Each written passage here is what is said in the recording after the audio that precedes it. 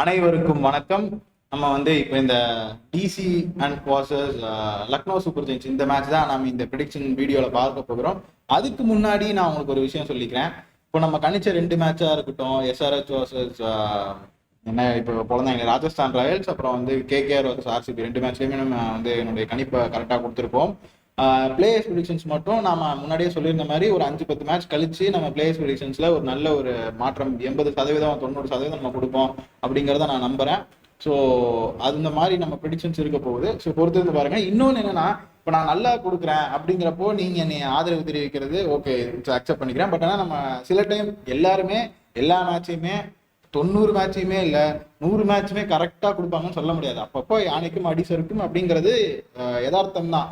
இதனால நான் இப்போ ஒரு 3 மேட்ச் தொடர்ந்து தப்பா ப்ரிடிக்ஷன்ஸ் கொடுத்துட்டேன் அப்படின்னா நம்மள பார்க்காம இருக்கிறது, நம்ம சேனல்ல வீடியோ போட்டாலும் பார்க்காம இருக்கிறதா இருக்கட்டும், டெலிகிராம் சேனல்ல ரெஸ்பான்ஸ் இல்லாம இருக்கு, இப்படிலாம் வேணாம். ஒரு சீரியஸ் நம்மள பாக்குறீங்கன்னா ஒரு சீரியஸ் ஃபுல்லா நம்மள தொடர்ந்து ஆதரவு தெரிவிங்க. நான் இந்த ஒரு 2-3 மேட்ச் தப்பா கொடுத்துட்டாலும் அப்புறமா கம்பேக் கொடுக்கறதுக்கான வாய்ப்புகள் இருக்கும். அதனால நீங்க தைரியமா நம்ம சேனலை நீங்க பாக்குறீங்க அப்படின்னா தொடர்ந்து பாருங்க. ஒரு மேட்ச் நல்லா கொடுத்துட்டனால நீங்க நிறைய பெட் பண்றதா இருக்கட்டும், இல்ல 2 மேட்ச் நான் தப்பா கொடுத்துட்டேன் 3வது மேட்ச் நம்ம வீடியோ பார்க்காம இருக்கிறது, இந்த மாதிரி எல்லாம் வேண்டாம். தொடர்ந்து நம்ம பாக்குறீங்கன்னா தொடர்ந்து ஆதரவு தெரியுங்க. அப்பதான் நானுமே உங்களுக்கு தப்பான ப்ரெடிக்ஷன் கொடுக்கணும் அப்படிங்கிறது என்னுடைய நோக்கமே கிடையாது. நானுமே முயற்சி பண்ணி என்னுடைய 100% பெஸ்ட்டை போட்டு தான் இந்த ப்ரிடிக்ஷன்ஸ் வீடியோவை நான் உங்களுக்கு கொடுத்துட்டு இருக்கேன். அதுல தப்புதுன்னா அது நான் உங்களுக்கு நான் வேணும்னு பண்ணல, சில டைம் அப்படி நடக்கும். அப்படிங்கிறப்ப நீங்க உங்களுடைய ஆதங்கத்தை, உங்களுடைய வெறுப்பை அப்படிங்கிறதெல்லாம் தெரிவிக்க வேண்டாம் அப்படிங்கிறதா சொல்லுவேன். இந்த ஒரு டைம் பொறுத்துக்கோங்க, நெக்ஸ்ட் டைம் நம்ம அடுத்ததான் நல்லதா பார்த்துக்கலாம் அப்படிங்கிற ஒரு மனப்பான்மைக்கு வந்துருங்க. எப்போதுமே கையில சர்ப்ளஸ் அமௌண்ட் இருந்தால் மட்டும் பெட் பண்ணுங்க. கண்டிப்பா எனக்கு ஒரு தேவை இருக்கு, என் கையில இருக்கிறதே 50,000 தான், இதை வச்சு நான் மேட்ச்ல ஏதாவது பண்ணணும் அப்படின்னு மட்டும் நினைக்காதீங்க. எப்போதுமே சும்மா ஒரு ஜஸ்ட் ஃபார் பண். ஏன்னா பணம் இருக்கவங்கள்ட்ட தான் நிறைய பேர்கிட்ட பணம் வந்துகிட்டே இருக்கும். ஸோ நீங்க பெட் பண்றீங்க அப்படின்னா ரொம்ப வைட்டல் அமௌண்ட்டா இருக்கு, அது ரொம்ப முக்கியமான அமௌண்ட்டா இருக்குன்னா அதை வச்சு தயவு செஞ்சு பெட் பண்ணாதீங்க. ஏன்னா எல்லாராலையும் எல்லா நேரத்திலையும் சரியான ப்ரெடிக்ஷன்ஸ் கொடுக்க முடியாது, யாருமே கடவுள் கிடையாது. ஸோ அதனால நான் என்ன சொன்ன வரேன், நான் தப்பான ப்ரெடிக்ஷன்ஸ் கொடுத்துட்டேன் அப்படின்னா நம்ம சேனலை நீங்க பார்க்காம இருக்கிறது இந்த மாதிரி வேண்டாம் அப்படிங்கிறத நான் சொல்ல வரேன். அடுத்ததாக இப்போ நம்ம ப்ரெடிக்ஷன்ஸ்குள்ள போவோம். இன்னைக்கு நாம பார்க்க இருக்கிற predictions DC versus Lucknow Super Giants. So இது ஒரு ஜஸ்ட் இன்ட்ரோடக்ஷன் ஸ்லைடு தான். அடுத்ததாக இந்த வீடியோல நம்ம டாஸ் பத்தி பேச போறோம், யாரு வின்னர் அப்படிங்கிறத பத்தி சொல்ல போகிறோம். அப்புறம் ட்ரீம் லெவல்ல எந்தெந்த பிளேயர்ஸ் எடுத்தா நல்லா இருக்கும் அப்படிங்கறத ஒரு அனுமானத்தை நம்ம என்னோட சைடுல நான் கொடுக்குறேன். இந்த மேட்ச் நம்ம ஐபிஎல்லுடைய 4வது மேட்ச். 4ஆம் தேதிங்கிறது சும்மா மாற்ற வேண்டியது, அதை நான் மாத்தல, ஓகேவா? அதை மட்டும் விட்டுருங்க. 23ஆம் தேதி நடக்குது, 24ஆம் தேதி நடக்குது, 7:30 மணிக்கு விசாகப்பட்டினத்துல நடக்குது. இந்த மேட்ச்ல நம்ம என்னென்ன கொடுக்க போறோம், fantasy players predictions, toss and winner கொடுக்க போகிறோம். நீங்க இன்னும் நம்ம டெலிகிராம் சேனல்ல ஜாயின் பண்ணல அப்படின்னா கண்டிப்பா ஜாயின் பண்ணி வச்சுக்கோங்க. இந்த ஸ்கிரீன்ல தெரிய இந்த QR கோட கூகுள் லென்ஸ் ஓப்பன் பண்ணி ஸ்கேன் பண்ணீங்கன்னா டக்குன்னு நம்ம சேனலுக்கு கூட்டு போவோம். நம்ம டெலிகிராம் சேனலுக்கு நீங்க ஜாயின் பண்ணிக்கோங்க. அதுல நீங்க எதுக்கு ஜாயின் பண்ணணும் அப்படின்னு கேட்டீங்கன்னா, கடைசி நேரத்துல நம்ம ஏதாவது ப்ரெடிக்ஷன்ஸை மாத்துறோம் அப்படின்னா கண்டிப்பாக டெலிகிராம் சேனல் அப்டேட் பண்ணுவோம். அவங்களுமே கேப்டன் யாராவது மாத்துறாங்க அப்படின்னா நம்ம ப்ரெடிக்ஷன்ஸ் மாறும் இல்லையா? அப்படிங்கிற பட்சத்தில் நம்ம கண்டிப்பாக மாறுதலுக்கு கொடுப்போம். அதுக்கு நீங்கள் டெலிகிராம் சேனலில் கண்டிப்பாக ஜாயின் பண்ணிடணும், ஓகேவா? ஃபர்ஸ்ட் நம்ம ஸ்குவாட்ல யார் யார் இருக்காங்கன்னு பார்ப்போம். டிசி ஸ்குவாட்ல Ashutosh Sharma, Faf du Plessis, Harry Brook, அப்புறம் ஃப்ரேசர் மெக்ரக், அப்புறம் கருண் நாயர், சமீர் ரிஸ்வி, அஜய் மண்டால், அக்ஷர் பட்டேல், KL ராகுல், டொனவான் ஃபெராரியா, அப்புறம் அபிஷேக் பொரல், திரிபுரானா விஜய், கிறிஸ்டன் சப், அப்புறம் தர்ஷன் நல்கண்டே, துஷ்மந்தா சமீரா, குல்தீப் யாதவ், நடராஜன், முகேஷ் குமார், மோஹித் சர்மா, மிச்சல் சார்க். செம்ம பவுலிங் யூனிட்டுங்க, செம்ம பவுலிங்க. டிசி எப்படி இருக்க போகுதுங்கிறத பொறுமையா பார்ப்போம். அடுத்ததான் எல்எஸ்டி ஸ்குவாட்ல எய்டன் மார்க்ரம், ஆயுஷ் பதோனி, அப்புறம் David Miller, Himmat Singh, Matthew Breetzke, அப்புறம் ராஜ்வர்தன் ஹங்கரேக்கர், பிரின்ஸ் யாதவ், மிச்சல் மார்ஷ், அர்ஷின் குல்கர்னி, அப்துல் சமாத், ஷபாஸ் அகமது, யுவராஜ் சௌத்ரி, அப்புறம் ஆரியன் ஜியல், நிக்கோலஸ் பூரான், ரிஷப் பந்த், மணிமாறன் சித்தார்த், திக்வேஷ் சிங், அப்புறம் ஆவேஷ் சர்மா, ஆகாஷ் சிங், ஆகாஷ் தீப், மயங்க் யாதவ், மோஷின் கான், அப்புறம் ரவி பிஷ்னாய், சமர் ஜோசப், இவங்கெல்லாம் இருக்காங்க. ஸோ இந்த மாதிரி இருக்கக்கூடிய ஸ்குவாட்ல பார்த்தாலே தெரியுது டிசி கொஞ்சம் ஸ்ட்ராங்கா இருக்க மாதிரி இருக்கு. பட் மேபி அவங்களுடைய ஃபார்ம் எப்படி இருக்குன்னு நம்மளுக்கு தெரியல. ஸோ அப்படி பார்க்குறப்ப எப்படி இருக்க போகுதுங்கிறத நம்ம மேட்ச் பார்த்தா தான் தெரியும். நம்ம ப்ரெடிக்ஷன்ஸ்குள்ள இப்போ போவோம். பிளேயர்ஸ் ப்ரெடிக்ஷன்ஸ் இன்னைக்கு டிசியில் ஃபேப் டு பிளஸ், அதாவது RCBலேருந்து வந்தவர். ஸோ அவரு இன்னைக்கு நல்லா விளையாடுறதுக்கான வாய்ப்புகள் இருக்கு. அடுத்ததாக ஹாரி ப்ரூக் ஒரு நல்ல டேலண்ட்டை வெளிப்படுத்துறதுக்கான நாளாக இருக்க போகுது. ஜேக் ஃப்ரேசர் மெக்ரக் சென்சேஷனலான ஒரு பெர்ஃபார்மன்ஸ் கொடுக்கறதுக்கான வாய்ப்புகள் இன்னைக்கு இருக்கு. சமீர் ரிஸ்வி நல்ல டேலண்ட்டு. அடுத்ததா அஜய் மண்டால், அவர் வந்து பிளேயிங் லெவனில் இருப்பாரான்னு எனக்கு தெரியல, பட் இருந்தாலும் அவருடைய நேரமும் நன்றாக இருக்கிறது. அடுத்ததா டொனவான் பெராரியா, சந்திராஷ்டமம் ஒரு தடவைக்கு 2 தடவை யோசிச்சு எடுத்துக்கோங்க. அவரும் இன்னைக்கு நல்லா விளையாடுறதுக்கான வாய்ப்புகள் 100% எஃபோர்ட் போடுறாரு அப்படின்னா கண்டிப்பா அவருக்கு ஒரு 70% கிளிக் ஆகிறதுக்கு வாய்ப்புகள் இருக்கு. அடுத்த கிறிஸ்டன் சப்ஸ், அவருமே ஒரு நோட்டபிள் பெர்ஃபார்மன்ஸ் கொடுக்கறதுக்கான வாய்ப்புகள் இருக்கு. துஷ்மந்தா சமீரா சென்சேஷனலா விளையாடுறதுக்கான வாய்ப்புகள் இருக்கு. அடுத்ததா மிச்சல் ஷார்க் நல்ல சென்சேஷனலான ஒரு பெர்ஃபார்மன்ஸ் கொடுக்கறதுக்கான வாய்ப்புகள் இருக்கு. அடுத்ததாக எல்எஸ்டி பிளேயர்ஸ்ல யார் யார் நல்லா விளையாடுவாங்க அப்படின்னா எய்டன் மார்க்கம். நம்ம நாட் சூப்பர் நாட் வேஸ்ட்னு எப்பப்பெல்லாம் சொல்றோமோ அப்பெல்லாம் வந்து நல்லா விளையாடுறதுக்கான வாய்ப்புகள் இருந்தால் சூப்பரா விளையாடுவாங்க. ஆவரேஜா விளையாடுறாங்க அப்படின்னா கொஞ்சம் ரொம்ப பிலோ ஆவரேஜுக்கு போறதுக்கான வாய்ப்புகள் இருக்கும். அவங்களுடைய ஃபார்மை பொறுத்து நம்ம வந்து எய்டன் மார்க்ரம் வந்து நல்ல ஃபார்ம்ல இப்போ இருக்காருன்னா நல்லா தூக்கி கொடுக்கும். அவருக்கு வந்து நல்லாவே பேசும் அவருடைய பால் பேட் எல்லாமே.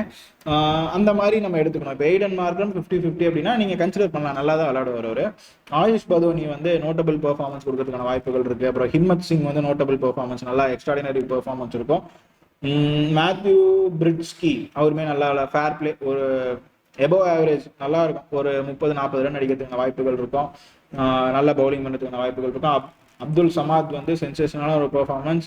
அர்ஷின் குல்கர்னி அவரும் நல்லா விளையாடுறதுக்கான வாய்ப்புகள் இருக்கு. அப்புறம் ராஜ்வர்தன் ஹங்கரேக்கர் அவருமே நல்லா விளையாடுறதுக்கான வாய்ப்புகள் இருக்கு. யுவராஜ் சௌத்ரி அவருமே நல்லா விளையாடுறதுக்கான வாய்ப்புகள் இருக்கு. இவங்க எல்லாமே ஃபார்ம்ல இருக்காங்க அப்படின்னா நல்லா விளையாடுறதுக்கான வாய்ப்புகள் இருக்கு. ஆரியன் ஜுயல் அவருடைய டேலண்ட் வெளிப்படுத்துறதுக்கு இன்னைக்கு நல்ல நாளா அமையும். நிக்கலஸ் பூரான் இன்னைக்கு நல்லா விளையாடுறதுக்கான வாய்ப்புகள் இருக்கு. ஸோ பொறுத்திருந்து பார்ப்போம். ஆகாஷ் தீப் எஃபெக்டிவான ஒரு பெர்ஃபார்மன்ஸ் இருக்க போது. அடுத்து ஆகாஷ் சிங் அவருமே நோட்டபிளான ஒரு பெர்ஃபார்மன்ஸ் இருக்கும். ஆவேஷ் கான் நல்லா விளையாடுறதுக்கான வாய்ப்புகள் இருக்கு. ஸோ இதெல்லாம் வந்து எல்எஸ்டியில சொல்றது. மணிமாறன் சித்தார்த்தும் இன்னைக்கு நல்ல ஒரு பிக்கு, அவரை நீங்க எடுத்துக்கலாம். அடுத்ததாக மயங்க் யாதவ் நல்ல டேலண்ட் வெளிப்படுத்துறதுக்கான வாய்ப்புகள் இருக்கும். ஸோ இவங்க எல்லாருமே எல்எஸ்டியை பொறுத்த வரைக்கும் நல்லா விளையாடுறதுக்கான வாய்ப்புகள் இருக்கும்.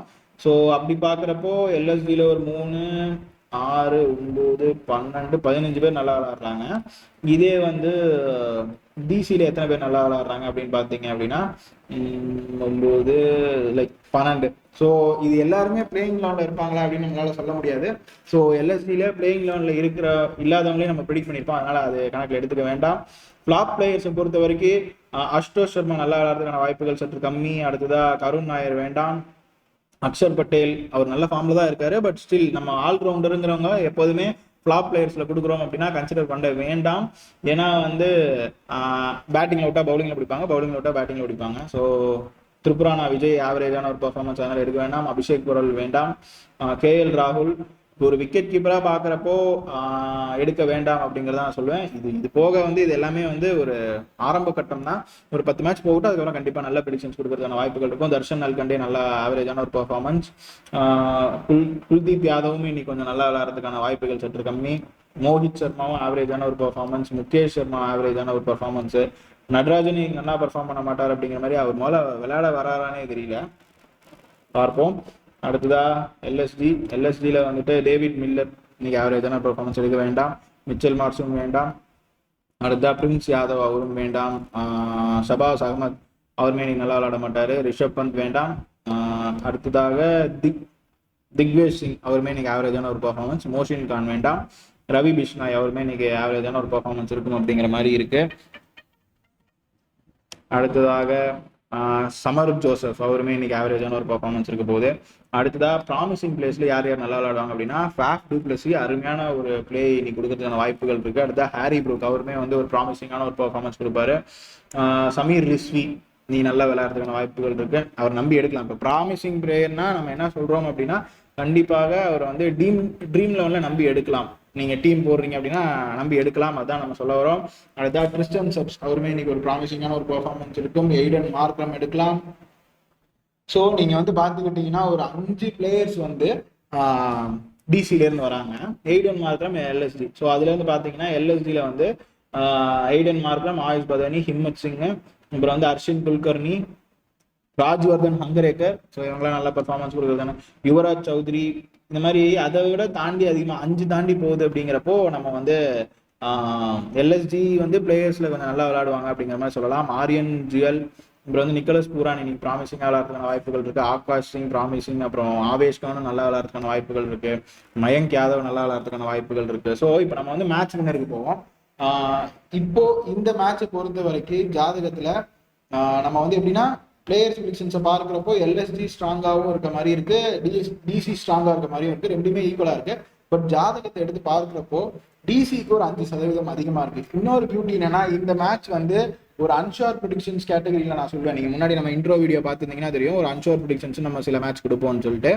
என்ன அப்படின்னா இப்போ டிசி வர்சஸ் எல்எஸ்ஜி மேட்ச் எங்க நடக்குது, விசாகப்பட்டினம் நடக்குது, which is not home ground for Delhi as well. அப்புறம் எல்எஸ்ஜி ரெண்டு பேருக்குமே வந்து ஒன்னு பூனேவா இருக்கணும் இல்ல டெல்லியா இருக்கணும், ரெண்டு இடத்துலயுமே வைக்கல. டெல்லியில தான் ஆக்சுவலா இது ஹோம் கிரவுண்ட் மேட்சா கன்சிடர் பண்றாங்க, டெல்லியில கிரவுண்ட் இல்லையோ என்னமோ. அதனால வந்து இங்க விசாகப்பட்டினத்துல வைக்கிறப்ப ஜாதகம் எடுக்கும்போது அது ஒரு மாதிரி ட்ரிக்கியரா இருக்கும். பொதுவா வந்து இப்ப டிசிக்கு டெல்லியிலேயே மேட்ச் வைக்கிறாங்க அப்படின்னா நம்ம கரெக்டா ப்ரெடிக்ஷன் கொடுக்க முடியும். ஆனா டிசிக்கு விசாகப்பட்டினம் எந்த வகையில தொடர்புன்னு தெரியல, ஜாதகத்தை அப்படி எடுக்கும்போது கரெக்டா வராது. ஸோ நம்ம வந்து டிசி இந்த தடவை ஒரு 5% மட்டும் அவங்க வந்து வாய்ப்புகள் அதிகமா இருக்க மாதிரி காட்டுது. பட் இது வந்து அன்ஷோர் ப்ரெடிக்ஷன்ஸ். நான் இதுல நீங்க நல்லா நோட் பண்ணீங்கன்னா தெரியும், ஃபர்ஸ்ட் பேட் மே வின்னு தான் கொடுத்துருப்பேன், வில் ஷோர்லி வின்னு கொடுத்துருக்க மாட்டேன். ஸோ அதனால வந்து நீங்க இந்த மேட்சை வந்து ஜஸ்ட் பொறுமையா பாருங்க, ஸ்கிப் பண்றதுனா கூட பண்ணிருங்க, சும்மா பொறுமையா பார்ப்போம். ஏன்னா எல்லா மேட்சுக்கும் நான் ப்ரெடிக்ஷன்ஸ் கொடுக்கணுங்கிறனால இப்படி கொடுத்துருக்கேன். சில டைம் ஸ்கிப் பண்ணலன்னா இதை நான் போட்டிருக்கவே வேண்டாம். பட் ஆனால் நம்ம ப்ரெடிக்ஷன்ஸ் கொடுக்குறோம் அப்படிங்கிறப்போ கொடுக்குமே அப்படிங்கிறனால தான் கொடுக்குறேன். டபுள் சைடடாக மேட்ச் போகிறதுக்கு வாய்ப்புகள் இருக்கு. வின்னர் வந்து நம்ம ஃபர்ஸ்ட் பேட்டிங் வந்து மே வின்னு தான் சொல்லியிருக்கோம், ஷோராக சொல்ல முடியாது. டாஸ் போட்டதுக்கு அப்புறம் யார் வின் பண்ணுவாங்க அப்படிங்கிறத அந்த நேரம் பொறுத்து நான் சொல்றேன். ஸோ மறக்காம நம்ம டெலிகிராம் சேனலில் ஜாயின் பண்ணி வச்சுக்கோங்க. நம்ம லிங்க் வந்து நம்ம கீழே டிஸ்கிரிப்ஷனில் கொடுக்குறோம், அப்படின்னா ஃபர்ஸ்ட் ஸ்லைடில் போயிட்டு நீங்க ஸ்கேன் பண்ணி நீங்க ஜாயின் பண்ணிக்கலாம். ஸோ இதுதான் இந்த மேட்ச்க்கு உண்டான ப்ரெடிக்ஷன்ஸ். அப்பப்போ நம்ம ப்ரெடிக்ஷன்ஸ் தப்பலாம், அதுக்காக வந்து நீங்க நம்மளுக்கு தொடர்ந்து ஆதரவு தெரிவிச்சுட்டு வாங்க. ஒரு சீரீஸ் பாக்குறீங்க அப்படின்னா கண்டிப்பா ஃபுல்லா பாருங்க, அப்பதான் வந்து என்னுடைய ஃபுல்லஸ்ட் ஒரு எஃபோர்ட் உங்களுக்கு கொடுக்க முடியும். ஓகேவா? மீண்டும் இன்னொரு வீடியோ வந்து உங்களை சந்திக்கும் வரை உங்களிடமிருந்து விடைபெறுவது உங்கள் ஜோதிடர் பாஸ்கர் யோகேஷ். நன்றி, வணக்கம்.